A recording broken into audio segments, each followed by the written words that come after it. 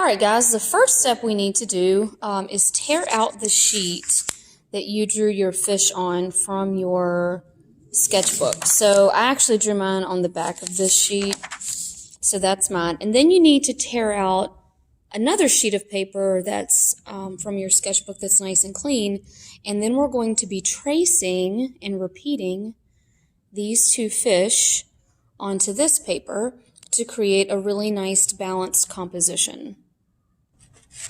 Hopefully you guys remember this technique from the color project, but in order to trace really easily at home, I would suggest taping your two fish, the picture with your two fish, into a window, and then when you hold your sheet up to it, trying to do this one-handed, but you can easily see through them to trace. Now I'm going to be using a light box in the classroom, which if you were here, you would be using too, just because it's flat and it's easier for me to film myself doing this, but I would recommend you guys using a window or a door at your house to make the tracing process easier.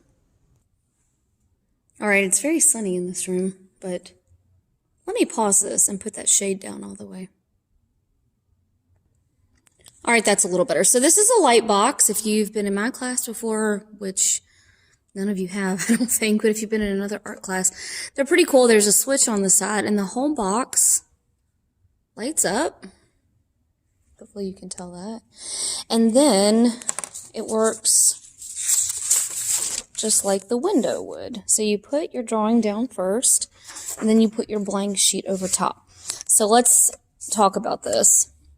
If you just traced these two fish onto here, it would kind of take up your whole picture, but we don't want to do that.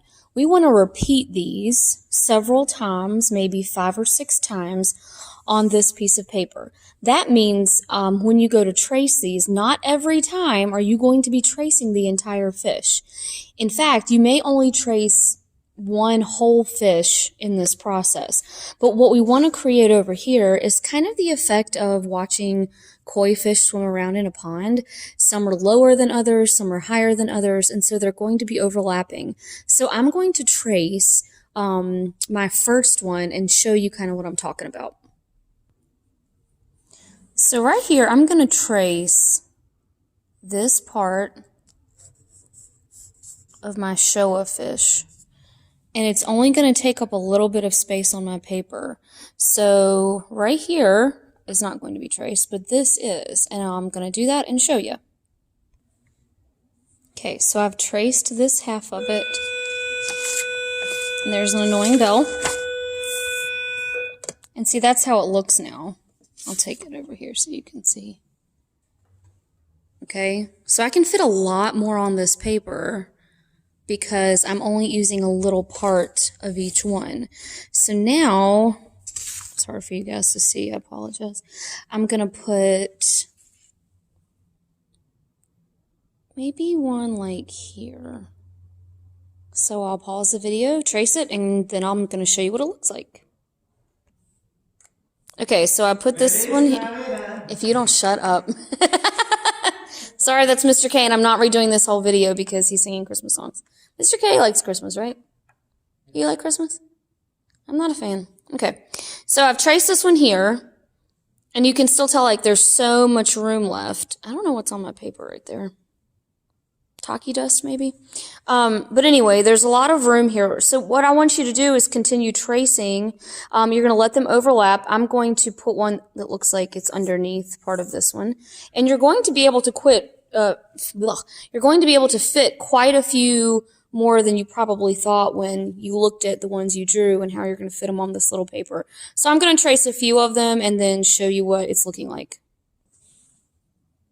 All right, so now I have this one. Part of it, his body, looks like it's, underneath that one. How when koi fish are swimming around, it's all kinds of craziness. And now I think I need something here. Not sure what though. So I'm going to do something in here. And then I'll probably add a couple more and then show you my progress. All right, here's where we're at. I have 1, 2, 3, 4, 5, 6. And I'm going to stop because you don't want it to be like this crazy crowded thing that's going to be really hard for you to add color to. When you're tracing, if you get confused because it's a lot of lines and overlapping, you can pick this paper up and look at it and compare it to your, let me grab mine, drawings. If you get confused, because then you can just line it up again and keep going. I had to do that several times and it really wasn't that hard. I would aim for between 5 and 6 fish. I could have scooted this one over a little bit, but I liked having this negative space. So right now I feel like I have a really good balance of positive and negative space.